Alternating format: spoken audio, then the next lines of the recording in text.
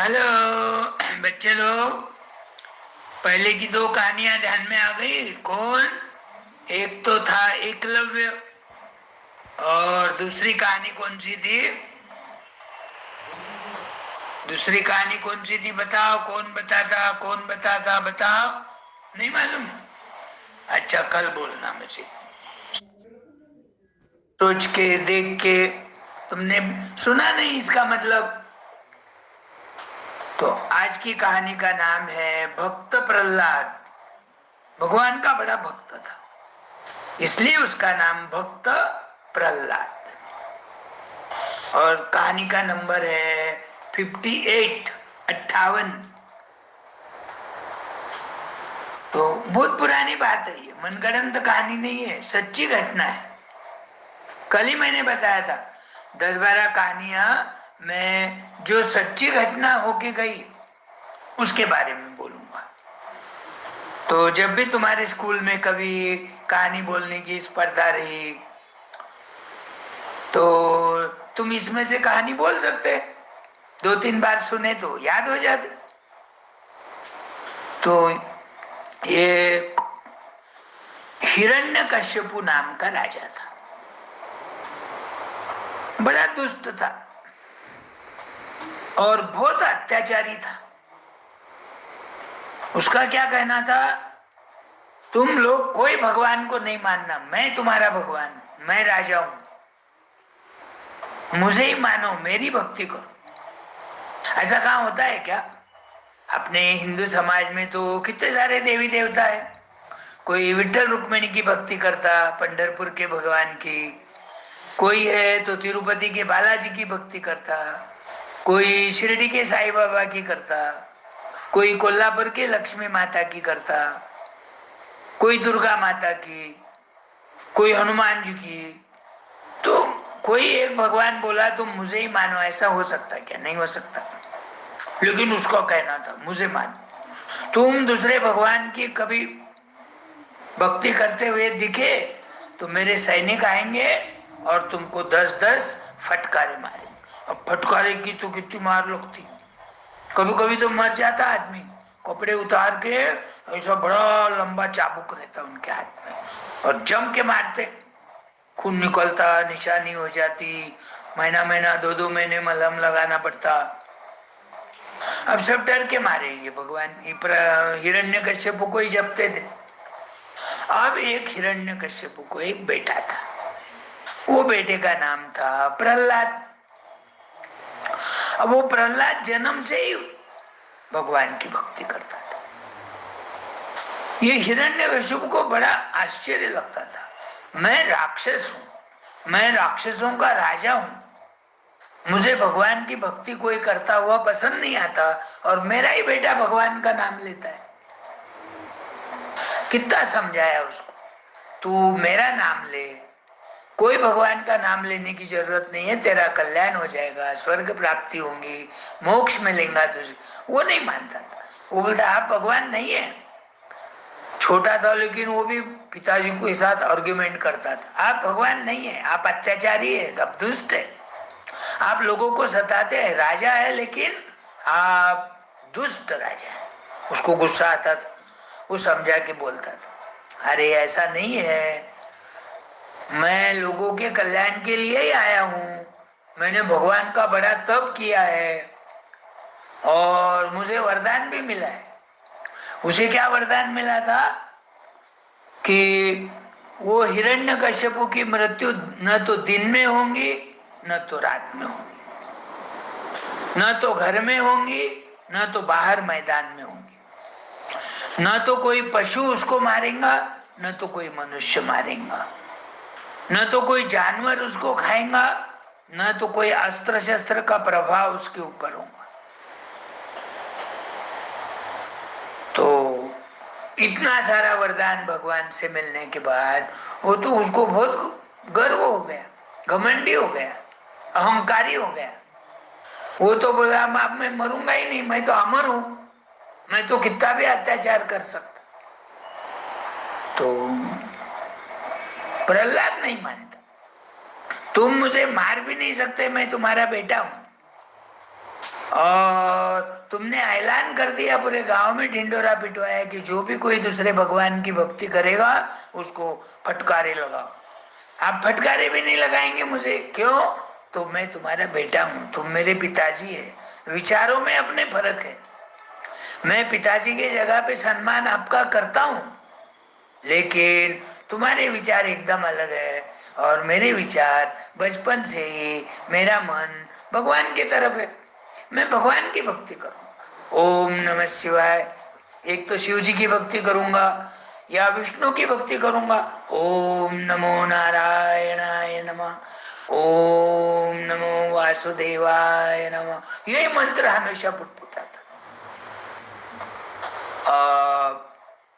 इसके इस व्यवहार से वो बड़ा परेशान हो गया। गांव वालों को तो अपन सजा देते, लेकिन अपने लड़के को सजा नहीं देते। कल कोई गांव वाले उठ के बोलेंगे भी एक आधी बार, उनकी संगत ना रहती तो आप अपने बेटे को तो कुछ नहीं बोलते ना, हमको मारते। उसके पहले, बोलने के पहले ही वो क्या करता, सैनिकों को बोलता, ये है ना प्रहलाद को दूर जंगल में ले जाके बड़े ऊंचे पर्वत से नीचे धकेल दो, खुद ब खुद मर जाएंगे, मालूम ही नहीं पड़ेगा किसी को। अब वो तो सैनिक है, उसको तो राजा की आज्ञा का पालन करना है। भक्त प्रहलाद को मारने का उनका दिल नहीं होता, क्योंकि वो किसी का कुछ बिगाड़ता नहीं, खाली भगवान का नाम लेता। लेकिन अब इनको नौकरी टिकाना है, तो बड़े मन के ऊपर से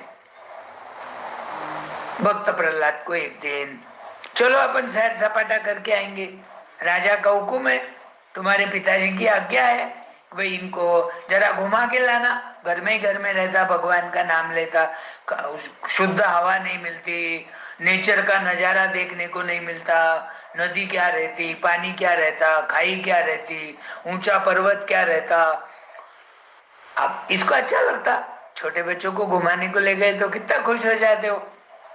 लेके गए, 5-6 सैनिक थे और ये छोटा था बालक, 5-6 साल का होगा ज्यादा से ज्यादा। घोड़े पे बिठा के ले गए होंगे, दूर जंगल में गए हुए, बड़ा ऊंचा पर्वत था, पर्वत पे लेके गए उसको। देखो बोले, ये डोंगर है, ये पर्वत है, उसके नीचे खाई है, उसमें पानी रहता, पानी में मगरमच्छ रहते, और ये बगीचे दिख रहे, हरियाली दिख रही, अलग अलग प्रकार के वनस्पति दिख रहे। करते करते, देखते देखते देखते क्या करता, एक जना उसको जोर से पीछे से ढकेल देता। राजा को हुक्म था ना, नीचे गिरा दो, मर जाएगा।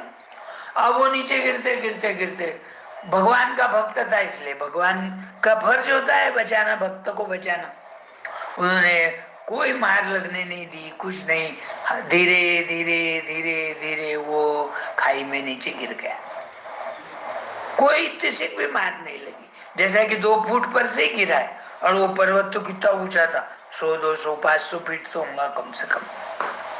अब ये ढकेलने के बाद नीचे गिरा हुआ देखकर ये सैनिक सारे घर पे आ गए, और राजा को उन्होंने बता दिया, आपने जैसा बोला वैसा हमने प्रहलाद को खाई में ढकेल दिया, अब मर गया हम।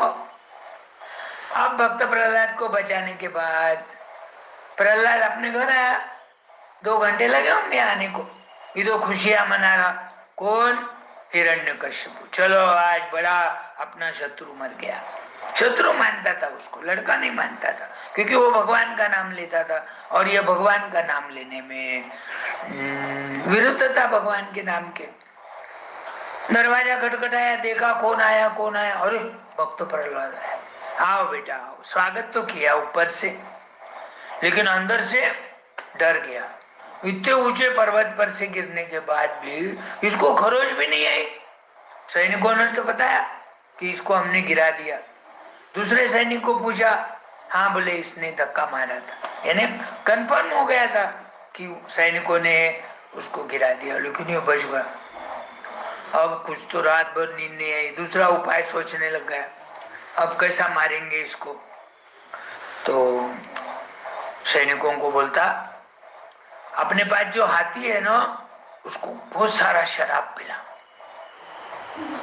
और उसको मैदान में छोड़ दो, और 2-3 सैनिक है तो ये भक्त प्रहलाद को मीठा मीठा बोल के चलो अपन मैदान में खेलेंगे, ऐसा करेंगे बोलकर उसको छोड़ दो वो मैदान में और तुम भाग जाओ सैनिक लोग सब। क्योंकि हाथी शराब पिया हुआ है, मदमस्त है, धुंध है अपने मस्ती में। वो रास्ते में जो भी कोई दिखेगा सूंड में उसको पकड़ के फेंक देगा। नहीं फेंकना आया तो उसको नीचे गिरा देगा, उसके ऊपर खड़ा हो जाएगा, पेट उसका फूट जाएगा, मर जाएगा। अब बोले वैसा सैनिकों ने क्या किया, उनके पास जो हाथी थे एक हाथी को पानी के जैसा शराब पिला दिया बहुत सारा। अब उसको शराब अच्छी लगी तो पीते गया और फिर वो मस्ती में झूमने लग गया।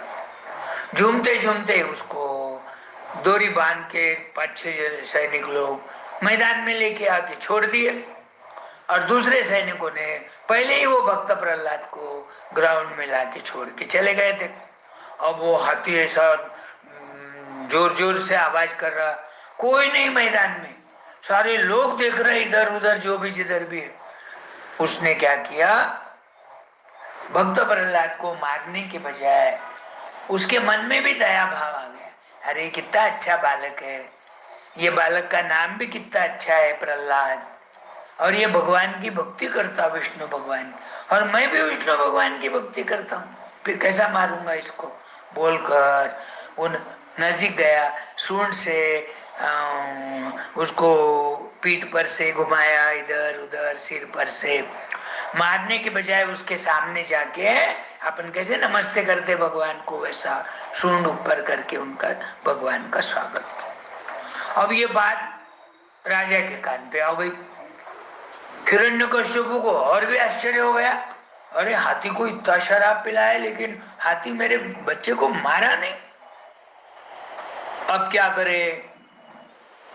अब ये बात है ना, उसको हिरण्यकश्यप को एक बहन थी, उसका नाम था होलिका। अब उसकी शादी हो गई थी, एक 10-20 किलोमीटर पे गांव होगा उसका। उसके बाद में ध्यान में बात आ गई कि मेरा भाई बड़ा दुखी है। भाई यानी कौन, हिरण्यकश्यप राजा, और वो अपने बेटे को मरवाना चाहता। 2 बार कोशिश किया, पहाड़ पर से गिराया, बच गया। हाथी को शराब पिलाया, उसके पैरों तले रौंदने को लगाया लेकिन नहीं रौंदा गया, वहां से भी बच गया। अब वो भी एक बार उसने तप किया था तो भगवान उसको प्रसन्न होके एक केसरी कलर का दुपट्टा दे दिए थे। अब दुपट्टा जब तक तुम्हारे हम पे रहेगा तुम्हारे को अग्नि का कोई प्रभाव नहीं होगा, अग्नि तुमको जला नहीं सकेगी। ये वरदान उसको मिला था। इसके मन में आइडिया आ गई, अरे अपन क्या करेंगे, वो केसरी कलर का दुपट्टा कंधे पे रखेंगे और भक्त प्रहलाद को कहानी बोलने के हिसाब से अपने गोद में बिठाएंगे। 5-6 साल का था, 5-6 साल 10 साल तक तो बच्चे कहानियां सुनते ही है। देखो अब मेरी बोली हुई कहानियां तुम रोज सुन रहे हैं। आज कितनी कहानी हो गई, 58 डेज हो गए, यानी नजीक नजीक 2 महीने हो जाएंगे 60वीं कहानी होने के बाद। तो वो भक्त प्रहलाद अपने भाई के घर आती। भक्त प्रहलाद उसकी कौन हो गई, बुआ। बुआ आई बुआ आई बुआ आई बोलकर वो खुश हो गए, लेकिन उसको नहीं मालूम कि बुआ अपने को मारने के लिए आई है। वो निष्पाप बालक था, हमेशा ओम नमः शिवाय, ओम नमः शिवाय, ओम नमो वासुदेवाय नमः, ओम नमो नारायणाय नमः जप करना, माला फेरना, आँख ढक के मेडिटेशन करना, कोई बात में उसको रुचि नहीं थी, कोई खेल नहीं, कुछ नहीं, बचपन से ही भगवान की भक्ति करता था। अब वो हल्लू शेख जब भक्त प्रहलाद नहीं था, वो अपने भाई हिरण्यकश्यप को क्या बोलती, तुम क्यों दुखी होते हो, मुझे एक बार भगवान का वरदान मिला है, ये मैं दुपट्टा लेके आई हूँ, ये दुपट्टा पहन के यदि मैं बैठ गई तो अग्नि मुझे नहीं जला सकता, तो मैं क्या करूंगी, भक्त प्रहलाद को मेरी गोद में बिठा के कहानी के बोलने के हिसाब से उसको लेके बैठ जाऊंगी, तुम 2-4 लोग पीछे से वो लकड़ियां जला देना, दो अंगार होंगी, भक्त प्रहलाद उसमें मर जाएगा, मुझे कुछ नहीं होगा, क्योंकि ये वरदान का दुपट्टा है। तो जो शायर था ना, तो हिरण्यकश्यप खुश हो गया। अरे बढ़िया रसोई बनाई, खाना बनाए, पूरन पोली बनाए, उसके ऊपर अच्छा घी और पकौड़ी बनाए प्याज की, अच्छा रसोई बनाए खुशी से। सारे लोग जी में भक्त प्रहलाद बोलता भी है, पिताजी आज तो कोई त्योहार नहीं है, पूरन पोली कैसे बनाए? अरे खुशी में बनाए, बुआ ही ना तुम्हारी, बुआ को कुछ न कुछ तो मीठा खाना पड़ेगा ना। अब बुआ क्या बोलती, अपन खाना खाने के बाद मैं तुमको एक अच्छी कहानी बोलूंगी। अब भक्त प्रहलाद को कहानी बोलना बोले तो अच्छा लगा। भगवान की कहानी बोलूंगी बोले, मैं तुम भगवान की भक्ति करते हो ना, मैं भी भगवान की तुमको कहानी बोलूं। अब वो खुश हो गया, उसको लेके चली गई, साथ में दुपट्टा था। इधर लोगों ने लकड़ियां रची थी, गोबरियां डाली थी, उसमें कपूर डाला था, तो वो अंगार जल्दी लग जाती, लकड़ियां जल्दी से लगती। वहां बैठ गई। अब कुछ तो कहानी बोलने लग गई। जब तक इधर लोगों ने अग्नि जलाई, दो दो दो दो धुआं निकल गया, अंगारे सब जाल, जब सब तरफ अग्नि प्रज्वलित हो गई। अब ये भक्त प्रहलाद डरने लग गया, बुआ बुआ क्या हुआ क्या हुआ, लकड़ियां कैसी जल रही? अरे कुछ नहीं होता, हवा से बुझ जाएंगी बोले। हवा इतनी जोर से छूटी कि वो होलिका के अंग पर का दुपट्टा भक्त प्रहलाद के अंग पे आ गया, और हवा की वजह से उसके अंग पे पूरा लपेट गया। इसके बुआ के ऊपर की वो दुपट्टा निकल गया, बुआ जल के भस्मसात हो गई, और भक्त प्रहलाद बच गए। घर को आ गया, अरे बुआ कहाँ है? बुआ तो अग्नि में भस्मसात हो गई बोले, मुझे कुछ नहीं हुआ अग्नि का। मन में डर गया ना वो, अरे इसके लिए मेरी बहन भी मर गई, लेकिन इसको भगवान ने बचा दिया। क्योंकि भगवान की भक्ति करने के बाद भगवान का काम है, भक्तों को वो बचाता है कोई न कोई रूप से। खुद भगवान नहीं आए, लेकिन उन्होंने हवा इतनी तेज चलाई कि उसका दुपट्टा उड़ के इसके दुपट्टे अंग पे आ गए। अब क्या करेंगे बोले, रात भर नींद नहीं आई, फिर वो और सोचता उपाय कुछ और है क्या उपाय। एक रूम में बहुत सारे सांप छोड़ देता और बोले इसको अंदर ढकेल के दरवाजा बंद कर दो। सिपाहियों को तो सुनना ही था। सिपाहियों को मालूम हो गया, पहाड़ पर से गिरा नहीं मरा, हाथी उसको नहीं रौंदा, इसकी बहन होलिका मर गई लेकिन ये नहीं मरा, सांपों के रूम में छोड़ने के बाद भी इसकी मृत्यु नहीं होगी, ये सैनिकों को विश्वास हो गया। उन्होंने छोड़ दिया, रात भर देखा, दरवाजा खोला, सुबह उठ के हंसते हंसते बाहर आ गया। और भी परेशान हो गया हिरण्यकश्यप। उसके राज्य में एक ऐसा लंबा खंबा था, लोहे का खंबा। बोले इसको इतना गर्म करो, इतना गर्म करो कि लाल लाल लाल दिखना चाहिए, हाथ लगाते ही आदमी मर जाना चाहिए। अब उन्होंने वैसा किया, भक्त प्रहलाद को लेकर वो खंबे को बांध दिए डोरी से। डोरी जल गई और वो खंबा ठंडा हो गया, भक्त प्रहलाद छूट के बाहर आ गया, उससे भी नहीं मरा। आप बोले ये दूसरे के हाथों से नहीं मर सकता, हो सकता है मेरे हाथों से मरेगा, हो सकता है मेरे हाथों से इसकी मृत्यु लिखी हुई होंगी बोल के अपने रूम में क्या करता, उसको बुलाता, दरवाजा लगाता, उसके हाथ में गदा रहता। आज तो तुझे मैं मारूंगा, तू मेरा नाम लेगा कि भगवान का नाम छोड़ेगा या नहीं?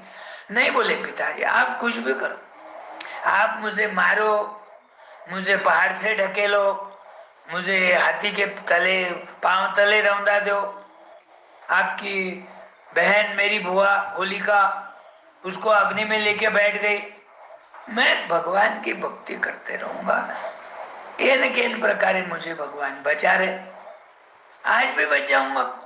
अच्छा कैसा बचता देखता हूँ। बोले बोल, बोले तेरा भगवान ये रूम में है? तो बोले हाँ, एक खंबे की तरफ इशारा करके बोले ये खंबे में है? हाँ, भगवान तो कन-कन में है पिताजी, ऐसी कौन सी जगह नहीं है दुनिया में जहां भगवान नहीं है। उसको गुस्सा आता, जोर से गदा मारता वो, किसको? खंबे को। खंबा बीचों बीच टूट जाता। अब उसमें से नरसिंह भगवान निकलते। नरसिंह भगवान यानी उनका मुंह सिंह के जैसा और पूरी बॉडी आदमी के जैसी, यानी न तो वो पूरे आदमी है और न तो पूरे पशु है। उसको वरदान मिला था ना, तुम्हारी मृत्यु न तो पशु के हाथ से होंगी न तो मनुष्य, ये आधा मनुष्य और आधा। अब ये बात है शाम को 5 बजे की। उसको दूसरा वरदान क्या मिला था, न तो तू दिन में मरेगा न तो तू रात में मरेगा। तो 5 बजे भगवान आए। फिर वो भगवान नरसिंह भगवान ने क्या किया, वो हिरण्यकश्यप को अलगद उठा लिया, जैसे अपन छोटा खिलौना कैसे उठाते। जो दिब्बाड़ थे वो नरसिंह भगवान, बड़े तगड़े थे, ऊंचे पूरे। तो कहाँ बैठ गए, फिर अपने जंगा पे उसको सुला दिया और खुद उसको लेके दरवाजे के चौखट के ऊपर बैठ गए। उसको वरदान था ना, न तो तू रूम के अंदर मरेगा न तो बाहर मैदान में मरेगा, इसलिए वो चौखट के ऊपर बैठ गए। चौथा वरदान क्या मिला था हिरण्यकश्यप को, न तो तू अस्त्र शस्त्र से मरेगा और न तो कोई और दूसरी बातों से। तो भगवान के हाथ में कोई अस्त्र शस्त्र नहीं थे, लेकिन वो नरसिंह भगवान थे, शेर का मुंह था और शेर के पंजे कितने बड़े बड़े रहते, नाखून कितने तेज, दांत कितने तेज रहते। तो उन्होंने भगवान ने नाखूनों से उसका पेट फाड़ दिया, लहूलुहान हो गया। थोड़ी देर में उसकी मृत्यु हो गई। अब थे थे थे थे भगवान नाचने लग गए और उनका गुस्सा कुछ कम नहीं हो रहा। अब उतने में वहां नारद मुनि आए। नारद मुनि को सब समझ गया। वो भक्त प्रहलाद के पास जाकर बोले, बेटा प्रहलाद, तो नरसिंह भगवान का गुस्सा कम करो, उनके नजीक जाओ, उनको बोलो अब तो अत्याचारी मेरे पिता की मृत्यु हो गई आपके हाथों से, अब आपका गुस्सा शांत करो, आप ठंडे हो जाओ, आपका गुस्सा बहुत हो गया है।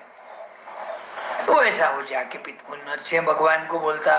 फिर भगवान अपने जीभ से उसको चाटते, गाल को, सिर को, गर्दन को, ऐसा, क्योंकि वो तो शेर है ना, लाड़ प्यार करने लग गए और उनका गुस्सा शांत हो गया और अंतर्धान हो गए।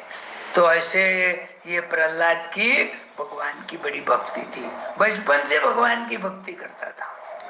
फिर आगे चल के बड़ा राजा हुआ, राज्य किया उसने, पिताजी के जैसा अत्याचारी नहीं, बड़ा प्रेमळ, बड़ा दयालु, सबको मदद करने वाला राजा बना। तो ये कहानी पर से क्या सीखना चाहिए, अपनी पढ़ाई तो चालू है, पढ़ते पढ़ते 5 मिनट 10 मिनट जितना टाइम मिला भगवान का नाम लेना। कोई अपने भाई बाबूजी से एक आधा मंत्र लो, कोई ब्राह्मण आता उनसे बोलना कोई हमको एक मंत्र दो, वो मंत्र का जाप करना। कभी मम्मी भगवान की पूजा कर रही, कैसा करती पूजा, भगवान को कैसे नहलाती, पुराने कपड़े निकाल के नवे कपड़े कैसे पहनाती, उनको टीका कैसा लगाती, आरती कैसा करती, ये सारी बातें ध्यान में रखना। बचपन से ध्यान में रखे ना, आगे चल के अपन भी भगवान की भक्ति करने लग जाते। तो भगवान की भक्ति भी करो और भगवान का जब भी टाइम मिले, मुंह में कुछ नहीं आया तो राम राम राम राम तो बोल सकते, राम राम राम राम, या राधे राधे राधे राधे राधे राधे, नहीं तो जय श्री कृष्ण जय श्री कृष्ण जय श्री। किसी को कोई दोस्त मिला ना, आज से गुड मॉर्निंग नहीं बोलना, आज से शेक हैंड नहीं करना, गुड मॉर्निंग की जगह पे क्या बोलना, जय श्री कृष्ण जय श्री राम। और हाथ मिलाने की जगह पे दोनों हाथ जोड़ के सिर झुका के नमस्ते करना। ये अपने हिंदू धर्म में लिखा हुआ भी है, मान्यता भी है और ऐसा करना चाहिए। तुम लोग इंग्लिश स्कूल में जाते, hi hello how are you good morning, ऐसे मत बोलो। कल से क्या करना, राम राम जी, जय श्री कृष्ण जी, जय श्री राम जी, दोनों हाथ जोड़ के नमस्ते करो। तो आई ना भक्त प्रहलाद की कहानी, ध्यान में पढ़ो, 2-4 बार सुनेंगे तुम लोग, और नहीं समझा तो मम्मी से पूछो, पापा से पूछो, उनको मालूम है पुरानी कहानियां, भगवान की कहानियां, ये सब मालूम है, क्योंकि ये मनगढ़ंत तो नहीं है। जो मैंने बोला ना आज आपको सबको सेम टू सेम घटना घटी हुई है और इसलिए ये कहानी फेमस हो गई। कहानी की हजारों साल पहले की कहानी आज भी सबके मुंह में। प्रहलाद बोले कि तुरंत सबको मालूम है, अरे ये तो बड़ा भक्त हो के गया मैदान में। अब कल दूसरे दूसरे ऐसे ही भक्ति करने वाले एक आधी कहानी ढूंढ के मैं तुमको सुनाऊंगा। चलो।